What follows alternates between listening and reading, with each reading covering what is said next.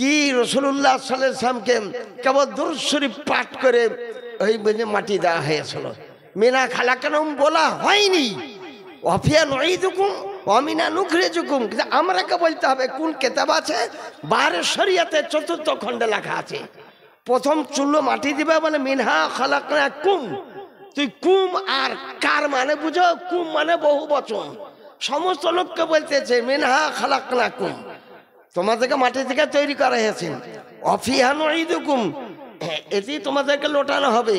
অমিনা নুখরিজুকুম তারাতা নুখরা, এই মাটি থেকে তোমাদেরকে তোলা হবে।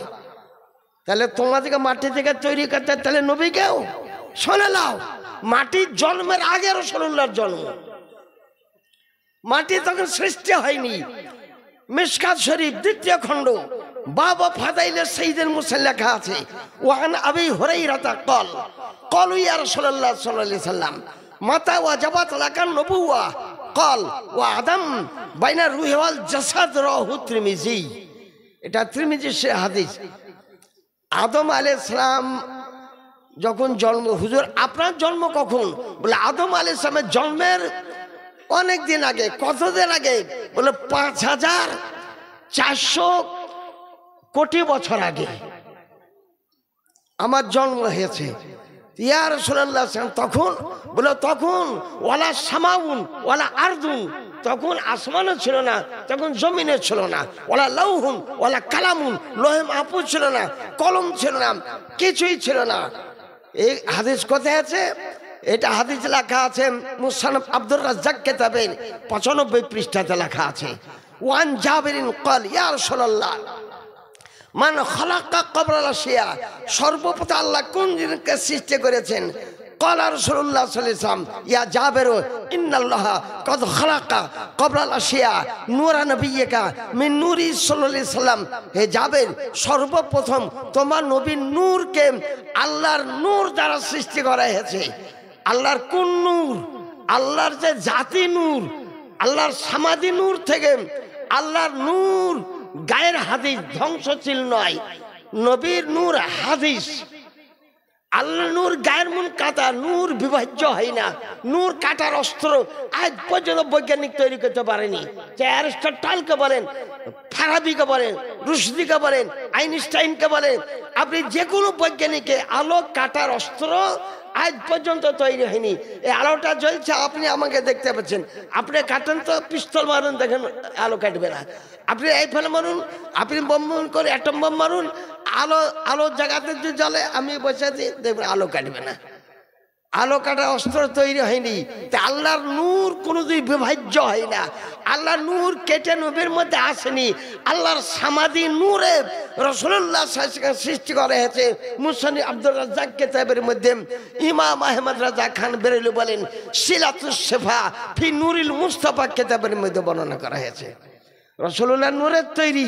আইনুহু নূরুন, ওজনুহু নূরুন, শাহাদুহু নূরুন, দামুহু নূরুন, আজমুহু নূরুন, ওমা ইখরাজু মিনাল আমবিয়া ওয়া নূর। নবীর চোখ নূর, নবীর গোশত নূর, কপাল নূর, চুল নূর, রক্ত নূর, হাড্ডি নূর। নবীর শরীর দ্বারা যাহা কিছু বাইরে ওটাও নূর। এই কারণে নবীর পেশাব যদি কেউ পান করে, ও জান্নাতে যাবে। আমার পেশাব পান করা হারাম, পীরের পেশাব পান করা হারাম, গৌসের পেশাব পান করা হারাম, কিন্তু নবীর পেশাব কেউ পান করে তার জান্নাতে যাবে। কেউ পান করেছে, একটা মেয়ে ছেলে করেছিলেন, নাম তার উম্মে আইমান, ওসামা বিন জায়েদের মা। উম্মে আইমানের যখন বিয়ে হয়নি, 18 বছর মাত্র বয়স, তখনই নবীর বাড়িতে কাজ করতেন। একদিন মানে আজ শানুন, আমাকে খুব জোর পিপাসা লাগলো, আমি ধরলাম পানি তো কোথাও পাওয়া গেল না, মশাখানায় তখন টিউবওয়েল ছিল না, একটা দূরে কুয়া ছিল, 140 হাত তলে পানি, এক বালতি পানি তুলতে 1 মণ পানি ওই বালতিতে আড়িত, টেনে তোলাও খুব মুশকিল। তাই কি করব, তা আমি একটা চিন্তা করলাম, হুজুর তো রাত্রিতে পেশাব করেন, বদনাটা হিলিয়ে দেখলাম তা আছে, শরীফ তো নবীর পেশাব পান করে নিলাম। না জেনে পান করিনি, আলিম তো আমি জেনে শুনে নবীর পেশাব পান করেছিলাম। নবী আমার ইলমে গায়েব জাননেওয়ালা, গায়েবের সংবাদ আর নবীর সকালবেলা বলেন, মান শারিবাত, কোন একটা মেয়েতে শারিবাত ওয়াহিদ মুন্নাস গায়েবের শেগা, সারিবা সারিবা সারিবু, সারিবাত সারিবাতে সারিবে না, সারিবতা সারিবতুমা সারিবতুম, সারিবতা সারিবতুমা সারিবতুল না, সারিবতা সারিব না। একটা মাদ্রাসা তালেবে ইলমে যত জ্ঞান আছে গোটা গ্রামের লোক তার সঙ্গে মোকাবেলা করতে পারবেন না। একটা বুঝেছে সারিবাত স্ত্রীলিঙ্গের শেখায়, একটা মেয়ে ছেলের জন্য বার করায়। কোন একটি মেয়েতে পান করেছেন? আনা সারিবতু ইয়া রাসূলুল্লাহ সাল্লাল্লাহু আলাইহি ওয়াসাল্লাম, আমি পান করেছি ইয়া রাসূলুল্লাহ সাল্লাল্লাহু আলাইহি ওয়াসাল্লাম। নবী সাহেব বলে ইন্নাকে লান তাশতাকি বাতানাকে আবাদা, আজ থেকে মরণ কাল পর্যন্ত তোর শরীরে কোনো অসুখ হবে না। ওয়াইন্নাকে কাদ আহরাজতা মিনান নার, আর তুমি জাহান্নামের আগুনেও কোনোদিন আর পুড়বে না। ওসামা বিন যায়েদ তার বেটা বলতেছে আমার মা 18 বছর বয়সে পান করেছে, আমার মা 80 বছর জিন্দা ছিলেন। তা 18 বছরটা সুন্দরী, তা 18 বছর সুন্দরী হয়েছিলেন, বয়সও বাড়েনি, বৃদ্ধার কোনো ভাবই তার দেখা যায়নি। এটা তো হাদিস শরীফ, এটা খাসাইতে কুবরা কিতাবের মধ্যে লেখা আছে, বুঝলেন।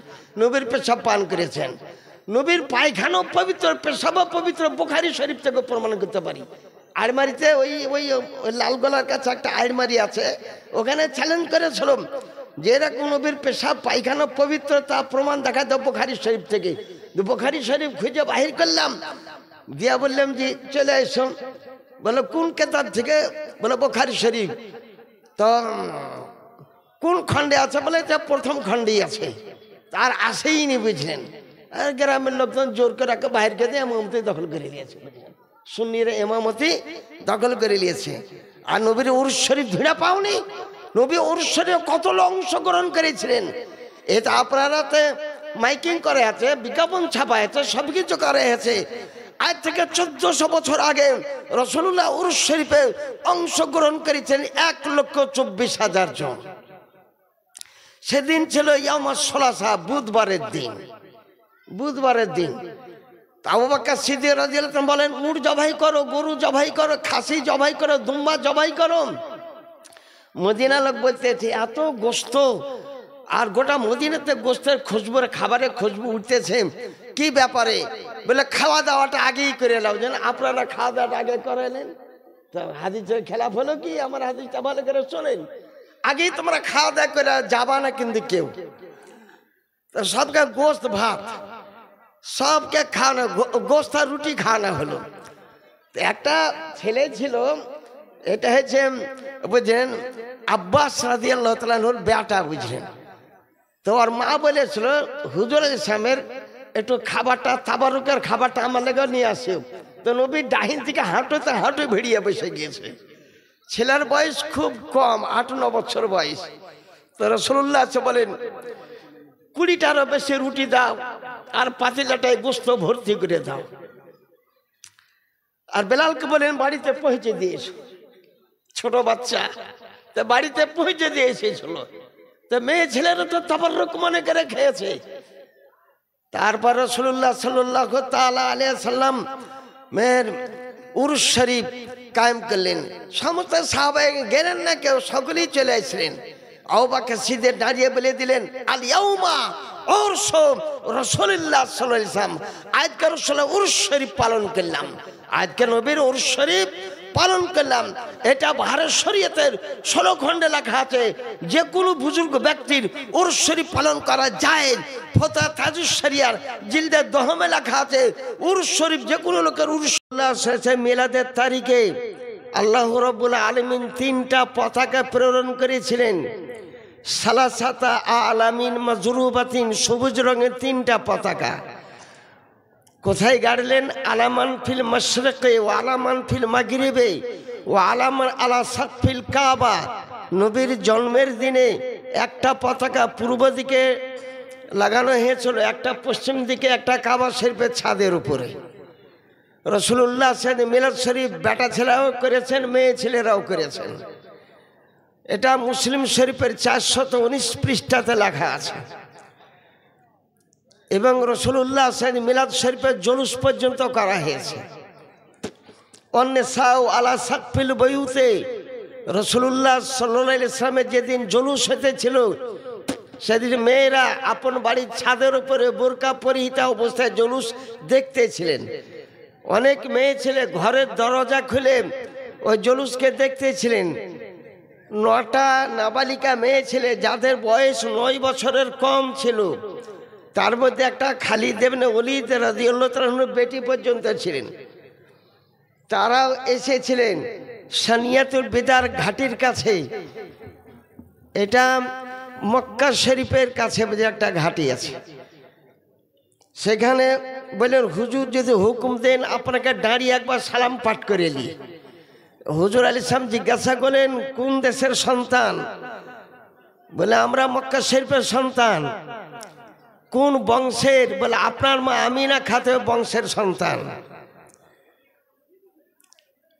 আমিনা নাজ্জারিয়া, নাজ্জারি বংশের আমরা সন্তান। তাই হুজুর যদি একটু হুকুম দেন তা আপনার জন্য দাঁড়িয়ে একবার সালাম পাঠ করিলি। তো বললে, লাও করে লাও।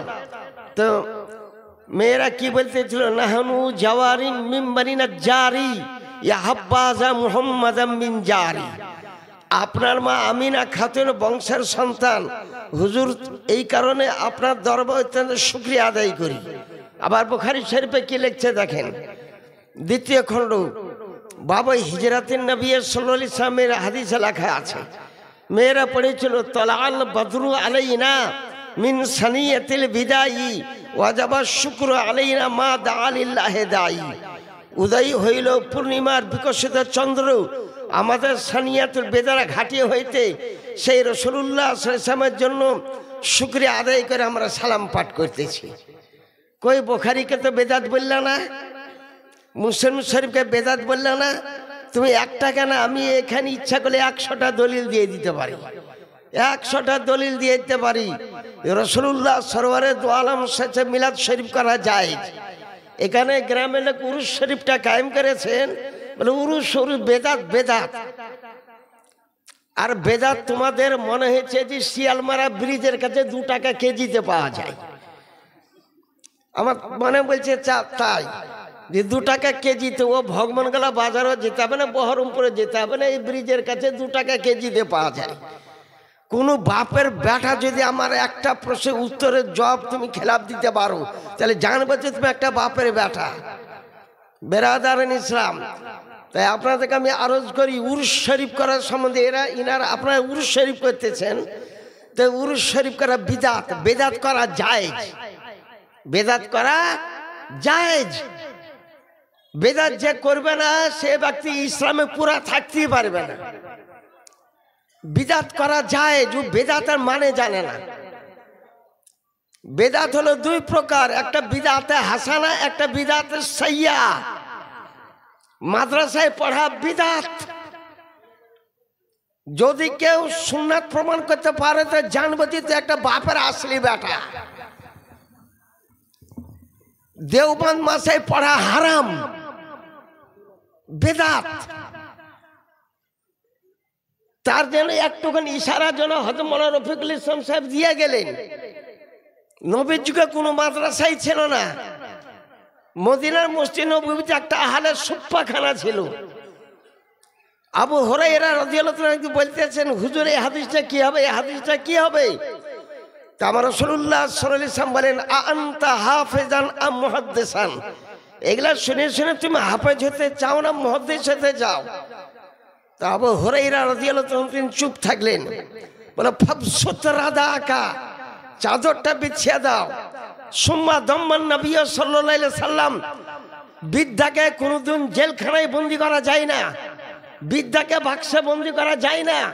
বিদ্যা এমন একটা জিনিস, আল ইলমু নূরুন মুক্তাবাসুম মিন মিশকাতিন নবুওয়াতি সাল্লাল্লাহু আলাইহি ওয়াসাল্লাম। ইলমটা হচ্ছে একটা নূর, রাসূলুল্লাহ চেরাগদানির টাক থেকে আসে। হ্যাঁ, বিদ্যাকে বন্দির একটা জেলখানা আছে, সে জেলখানাটা পৃথিবীতে অনেক আছে। সেটা যে বিদ্যার জেলখানা হচ্ছে কলম, বিদ্যার জেলখানা হলো কলম। আমি কি বললাম আপনি কলমে লিখে নিলেন। তাই রাসূলুল্লাহ সাল্লাল্লাহু আলাইহি ওয়াসাল্লাম বলতেছেন, ফাবসুত রাদাকা, চাদরটা বিছিয়ে দাও। ফাবাসাততু, আমি চাদরটা বিছিয়ে দিলাম। সুম্মা দাম্মান নবী সাল্লাল্লাহু আলাইহি ওয়াসাল্লাম, বিদ্যাটাকে এরকম মুঠে বন্দি করলেন। আর চাদরের মধ্যে বলে আলা সাদরিক সিনাতা লাগিয়ে নাও। আমি নবীর হাতটা সিনাতা লাগিয়ে নিলাম। হাফিজ তো করলো, আমি সমস্ত মুখস্থ করে নিলাম। অমা নাসিত কাবলা, যেগুলা শুনে আগে ভুলে গিয়েছিলাম হাফিজ তো ওগুলো মুখস্থ করে নিলাম। অমা নাসিত কাত্ত বাদা জালিকা বিয়াউমিল কিয়ামা, এবং কিয়ামত পর্যন্ত আমি একটাও ভুললাম না। তো রাসূলুল্লাহ কতটা হাফেজ, কটা হাদিস মুখস্থ ছিল? বিশ্বের যত সাহাবায়ে কেরাম আছে সব থেকে বেশি হাদিস মুখস্থ ছিল আবু হুরায়রা রাদিয়াল্লাহু তাআলা আনহু। কয় হাদিস শরীফ ছিল? এ উরুস শরীফে মাত্র 100 টাকা দিয়ে নেমে হাদিসটা বলে দিচ্ছে কটা হাদিস মুখস্থ ছিল। 5374টা হাদিস হাফেজ ছিলেন, যা 86টা হাদিসে লেখা আছে। 5374টা। তারপরে পরে মেয়ে ছেলে বুঝিয়েছেন 2 নম্বর স্থানে ছিলেন। মেয়ে ছেলে কটা হাদিস মুখস্থ করেছিলেন? সব থেকে বেশি হাদিস মুখস্থ করেছিলেন হযরত আয়েশা সিদ্দিকা রাদিয়াল্লাহু তাআলা আনহা। ইনা হাদিস মুখস্থ ছিল 2210টি হাদিস হাফেজ ছিলেন। 2210টা হাদিস হাফেজ ছিলেন হযরত আয়েশা সিদ্দিকা রাদিয়াল্লাহু তাআলা আনহা। কই 100 টাকা উরুসরি এত কষ্ট করে করেছেন, কত লোককে খাওয়াইছেন। মৌলভী সাহেবরা চিন্তা করেন খাওয়া দাওয়া করার মানি তো খাওয়া দাওয়া করে হাত মুছবার বাড়ি হাঁটবে, কিন্তু তাও দেখছে এখানে অনেক লোক আপনারা আছেন, বুঝেন। যা হোক, তো উরুস শরীফ করার সম্বন্ধে আপনাদেরকে বর্ণনা করব। উরুস শরীফের ফতোয়া কিন্তু আছেই। উরুস শরীফ যেখানে সেখানে করা যায় না।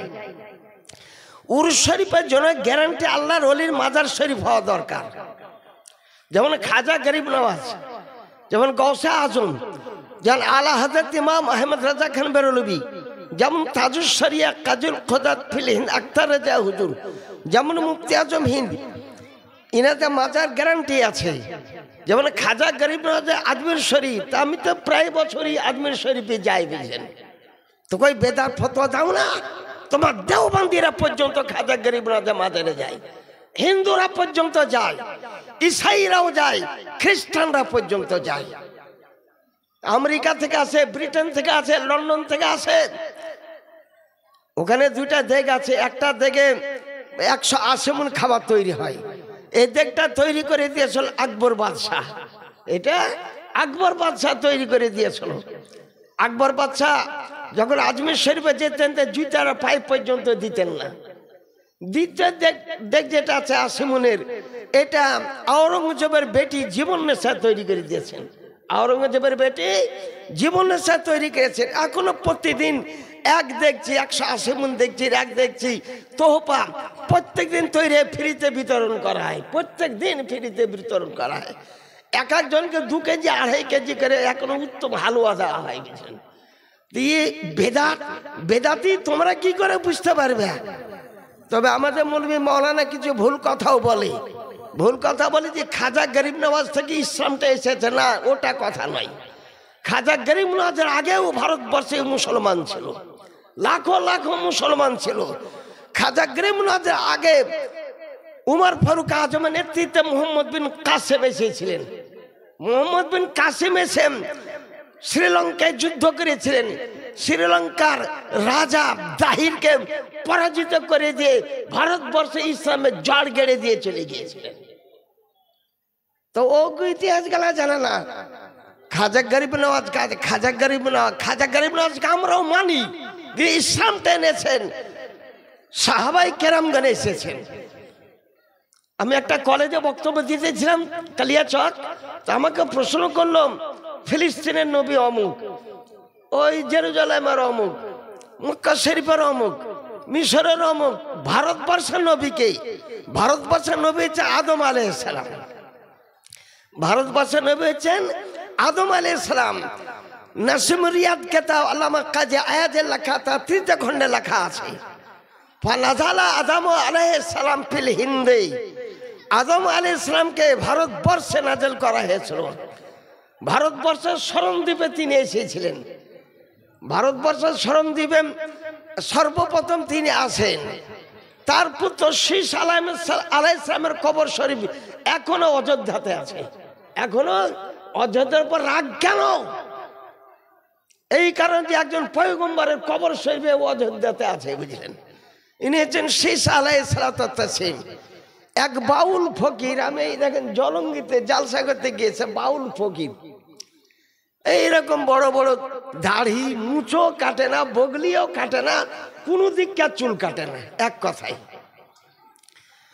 তো বাউল ফকির 40 খানতে এই স্টেজ সামনে চিমঠা গেড়ে দিল, একদম তালোয়ারের মতন ধার। ইয়া আলী বলে চিমটা, ইয়া আলী চিমটা। লোকে কি বুঝবে যে ইয়া আলী বলছে মানে মুসলমান পাকা, এরা পাকা মুসলমান। আমার সাথে যে মৌলবি গেলা ছিল তারা বলে হুজুর বাড়িতে খুব কাজ, বাড়িতে আমার বাড়িতে আজ কেউ নাই, আসসালামু আলাইকুম, বিদায় দিন, যাও। সবাই চলে গেলাম, আমি একলাই থাকলাম। ওদের এসেছিল ঢাকা থেকে গুলশান, ওদের লিডার, বুঝলেন, গুলশান এসে আমার পাশে বসে গেল। বললে আপনাকে কয়েকটা প্রশ্ন করি, উত্তরটা আপনি কোরআন হাদিস শরীফ থেকে যদি দিতে পারেন তবে আপনাকে আমি মানব। বলে প্রশ্ন করেন। বলে নামাজ পড়ো কোরআন শরীফে কোন জায়গাতে লেখা আছে? দেখেন আমার নাম গুলশান, আমি ঢাকা গিয়েছি, ময়মনসিংহ গিয়েছি, কুমিল্লা গিয়েছি, খুলনা গিয়েছি, সব জায়গা গিয়েছি, কোনো মৌলবি উত্তর দিতে পারেনি। বলে বাংলাদেশের মৌলবি ছাড়ো, ভারতবর্ষের মৌলবি যেখানে মুজাদ্দিদের জন্ম, বেরেলি শরীফ ইমাম আহমদ রাজা মুজাদ্দিদের জন্ম, তার পুত্র মুফতি আজম হিন্দ মুজাদ্দিদ মানে মুজাদ্দিদের জন্ম। ভারতবর্ষের মুজাদ্দিদ খাজা গরিব নওয়াজ এখানে আছেন, ভারতবর্ষে খাজা নিজামুদ্দিন আউলিয়া আছেন, ভারতবর্ষে আব্দুল হক মুহাদ্দিস দেহলভি আছেন। আর তোমার বাংলাদেশ, বাংলাদেশের মিজানুর রহমান আজহারি, এ ডুপ্লিকেট আজহারি। মিজানুর রহমান আজহারি বলেছে রাসূলুল্লাহ লেখাপড়া জানতাম না, আল্লাহ নবী লেখাপড়া জানতাম না, আমি বরং লেখাপড়া জানি। নবী আ বা তাসার জ্ঞান পর্যন্ত ছিল না, নবী লিখতেও জানতেন, নবী পড়াও জানতেন। ওকে মানা চলবে? ওকে মুসলমান বলা হারাম, ও পাকা একটা কাফির। যে বলবে রাসূলুল্লাহ লেখাপড়া জানেন না, আপনাকে কোরআন থেকে প্রমাণ করতে পারি রাসূলুল্লাহ সাল্লাল্লাহু আলাইহি ওয়াসাল্লাম লেখাও জানেন, রাসূলুল্লাহ সাল্লাল্লাহু আলাইহি ওয়াসাল্লাম পড়াও জানেন। কোরআনে কারিমে লেখা আছে আর রহমান আল্লামাল কোরআন, আমি আল্লাহ রাসূলুল্লাহকে কোরআন শিক্ষা দিয়েছি। আর কোরআনে কি আছে? তিবিয়ানা লিকুল্লি শাইইন, সারা পৃথিবীর একদম আলমে আযল থেকে আরম্ভ করে আলমে আখের পর্যন্ত সমস্ত কিছুর বর্ণনা আল্লাহর কালাম কোরআন শরীফ লেখা আছে। তা আল্লাহ বলেন আল্লামাকা মালাম তাকুম তাআলাম ওয়া কানা ফাদলুল্লাহি আলাইকা আযীমা। বলো তুই বাংলাদেশে চ্যালেঞ্জ করগা, ভারতবর্ষের জমিনে তোকে চ্যালেঞ্জ করতে হবে না। এখনো মুফতি আজম হিন্দের গোলাম বেঁচে আছে, এখনো আলা হাজরত তো পক্ষের ব্যক্তি বেঁচে আছে। বলে উরুস করা বেদাত, উরুস করা বেদাত, উরুস করা কোনো হাদিসে নাই। আর আমি যদি হাদিস শরীফ প্রমাণ করে দিতে পারি যে কোন হাদিস শরীফের মধ্যে লেখা আছে, ফতোয়া মালিকুল উলামা 306 পৃষ্ঠা, হযরতে আলা হাজরত খলিফা জাফরউদ্দিন বিহারী রহমতুল্লাহ তিনি লেখা বলতেছেন রাসূলুল্লাহ স্বয়ং উরুস শরীফ করে, নবীর উরুস শরীফ সাহাবায়ে কেরামগণ করেছেন। শুনেলে নকল করে নাও, মুখস্থ করে নাও। আমি তো ভিডিও করি না, ভিডিও করা হারাম মনে করি আমি। তো এই 306 পৃষ্ঠাতে লিখতে কিতাবের নাম ফতোয়া মালিকুল উলামা। রাসূলুল্লাহ সে ইন্তেকাল করেছেন সোমবারের দিন,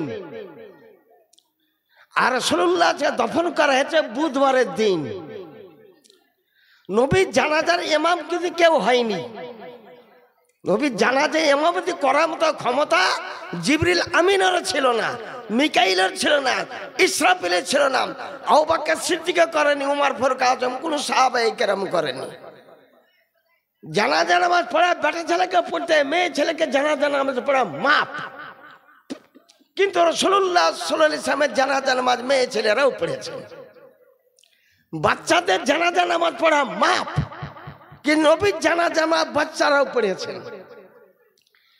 তাই লেখা আছে সোমবারের দিন এসে জিবরিল আমিন আলাইহিস সালাতু ওয়াস তাসলিম লাখো লাখো ফেরেশতায়ে কেরামকে নিয়ে রাসূলুল্লাহ সাল্লাল্লাহু আলাইহি ওয়াসাল্লামের জন্য দোয়া করাটা কি জানাজা বলা হয়। এমনি কোনে বুঝলেন, আমরা যেমন 4টা তাকবীর দিয়ে এরকম করে পড়েননি। তিনি কি করেছেন? নবীকে সালাম দিয়েছেন, আসসালাতু ওয়াসসালামু আলাইকা ইয়া রাসূলুল্লাহ, আসসালাতু ওয়াসসালামু আলাইকা ইয়া নবী আল্লাহ। কোন কিতাবে লেখা আছে? ফতোয়া তাজুস শরীয়তে লেখা আছে। তারপর মিকাইল আলাইহিস সালাম কোটি কোটি ফেরেশতা নিয়ে, ইসরাফিল কোটি কোটি ফেরেশতা, ইসরাইল কোটি কোটি ফেরেশতা নিয়ে আসলেন। তারপর কারা পড়েছে? সম্মান নেশা। তারপর মদিনার মেয়ে ছেলেরা রাসূলুল্লাহ জানাজার নামাজ পড়তে এসেছিলেন। তিনারা কি বলেছেন? আসসালাতু ওয়াসসালামু আলাইকা ইয়া রাসূলুল্লাহ, আসসালাতু ওয়াসসালামু আলাইকা ইয়া নবী আল্লাহ। তারপর সুম্মা সিবিয়ান, সিবিয়ান মানে বাচ্চা, বাচ্চারা এসে রাসূলুল্লাহ জানাজাতে শরীক হয়েছিলেন। ওই কেবল দরুদ শরীফটা পাঠ করেছিলেন। কদিন হয়েছিল? ইমাম আজম আবু হানিফা রাদিয়াল্লাহু আনহু বলেন জানাজা নামাজ একবারই যথেষ্ট, কিন্তু রাসূলুল্লাহ জানাজা 3 দিন হয়েছে, সোমবার, মঙ্গলবার, বুধবার। 3 দিন লাখো লাখো লোক পড়ার পরও আরো লোক বেঁচে গেল। কত লোক বেঁচে গিয়েছিল? 1,24,000। তার জন্য আবু বকর সিদ্দিক রাদিয়াল্লাহু আনহু তিনি লাইন দিলেন। আবু বকর সিদ্দিক রাদিয়াল্লাহু আনহু ইমামতি পদে তিনি যাননি, অর্থাৎ আগে বাড়েননি। লাইনের মাঝখান থেকে ফাকাব্বারা আরবাআন, 4টা কেবল তাকবীর দিয়েছিলেন। কারণ তাকবীর দেওয়ার পর যে দোয়াটা ইমাম সাহেবরা পড়ে ও নবীর জন্য পড়া হারাম, নবীর জন্য পড়া হারাম। ইয়া ফতোয়া থাকলো নবীজি আমার হালিমার ঘরে মেষ চরাতেন, হালিমার ঘরে নবীজি রাখালোর বেশে মেষ চরাতেন হালিমার ঘরে। আর মেয়ে ছেলে গজল শুনতে পেলে ওদের মনটা ভালো হয়, বুঝলেন? ও ভুল কি ঠিক ও সেটা তো বুঝতে পারবে না। আবু বকর সিদ্দিক ইমামতি পদ গ্রহণ করেননি, আর কোনো দোয়া পর্যন্ত পড়েননি। কি পড়েছেন হাদিসে? ফাকাব্বারা আরবান, আল্লাহু আকবার, আল্লাহু আকবার। কোনো দোয়া মাঝে পড়েননি। আল্লাহু আকবার, আল্লাহু আকবার, আসসালামু আলাইকুম ওয়া রাহমাতুল্লাহ, আসসালামু আলাইকুম ওয়া রাহমাতুল্লাহ। রাসূলুল্লাহকে কি বলে মাটি দিল? আমাকে প্রশ্ন করেছে, আমাকে বিদেশ থেকে, এই পাকিস্তান থেকে প্রশ্ন করেছে, জি কি বলে নবীকে মাটি দিল? ভারতবর্ষে গায়ের মুখালি হাত ঝাড়ুয়ার দল, বুকের বা হাত বাঁধার দল। তুমি যদি বুখারী শরীফ থেকে বুকের বা হাত বাঁধা প্রমাণ করতে পারো তো জানবো যে তুমি কিছু লেখাপড়া জানো। বুখারীতে বুকের বা হাত বাঁধা নাই, মুসলিম শরীফেও নাই, আবু দাউদেও নাই, নাসাইতেও নাই, ইবনে মাজাতে নাই, তিরমিজিতে নাই, সিয়াসিতে কোনো হাদিসে বুকের উপর হাত বাঁধা নাই। দেখাও থাকে তো বেরাদারান ইসলাম, দেখাতে তারা পারবে না। একটা কিতাব আছে বুলুগুল মারাম, 25 পৃষ্ঠা একটা কিতাব লেখেছে ইবনে তাইমিয়া। উনি যে দেখে এটা গায়ের মুখালিদ একটা লোক ফরাজি, ওই কিতাবে লিখেছে। আর আরেকটা সহিহ ইবনে খুজাইমা, এই কিতাবটাতে আছে, তাও লেখা আছে হাজা হাদিসুন মুনকারুন। এই হাদিসটা হচ্ছে মুনকার হাদিস, এটা গ্রহণযোগ্য হাদিস নয়, এই হাদিস গ্রহণযোগ্য নয়। মেয়ে ছেলে বুকের উপর হাত বাঁধো, বেটা ছেলে নাভির নিচে হাত বাঁধো, এটা হাদিসের রাবি হযরত আব্দুল্লাহ ইবনে মাসউদ রাদিয়াল্লাহু তাআলা তিনি বলেছেন, আফালা উসাল্লি বিসালাতি রাসূলিল্লাহ সাল্লাল্লাহু আলাইহি সাল্লাম, আমি কি তোমাদেরকে নবীর মতো নামাজ পড়াবো না?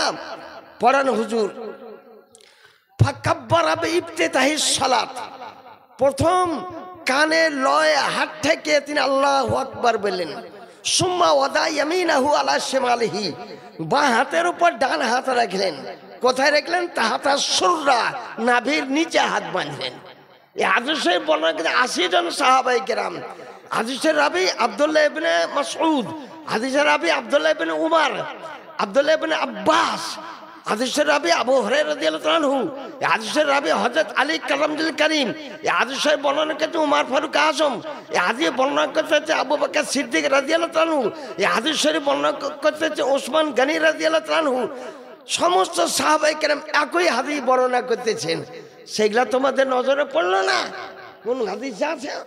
তুমি দেখাও, আমার সঙ্গে একদিন বাহাসে বসে যাও, একদিন বাহাসে বসে যাও। যদি তুমি 86টা হাদিস থেকে প্রমাণ করতে পারো তো তুমি লেখাপড়া জানো। 2 বছর 3 বছর পড়ে তো আল্লামা হয়ে চলে আসতেছো, আমরাকে 12 বছর 13 বছর 14 বছর মৌলবি লাইনে পড়তে হয়, বুঝলেন। আমি নিজে MM একটা ডিগ্রি করা একজন ব্যক্তি, বুঝলেন। মুমতাজুল মসজিদ আমার ডিগ্রি আছে, ওর শরীফ করা কোনো পৃথিবীর কেতাব নাই। তো রাসূলুল্লাহকে দফন করা হয়েছে বুধবারের দিন। কি বলে দফন করা হলো? কেতাবে লেখা আছে, কেতাবের মধ্যে লেখা আছে, বাহারের শরীয়তে লেখা আছে, ফতোয়া মালিকুল উলামাতে লেখা আছে, ফতোয়া তাজুস শরীয়তে লেখা আছে বিসমিল্লাহির রহমানির রহিম। হ্যাঁ বলে বিসমিল্লাহির রহমানির রহিম, মিনহা খালাকনাকুম থাকলো, আফিয়া নুইদুকুম থাকলো, বলো দেখে মিনহা খালাকনাকুমের মূল্য বেশি না বিসমিল্লাহির রহমানির রহিমের মূল্য বেশি? বিসমিল্লাহির রহমানির রহিমের মূল্যটা বেশি। বিসমিল্লাহ প্রত্যেক সূরার প্রথমে আছে, একটা সূরাতে বলে বিসমিল্লাহ নাই, সেটা আছে 10 পারে সূরা তওবাতে নাই, 10 পারে সূরা তওবাতে নাই।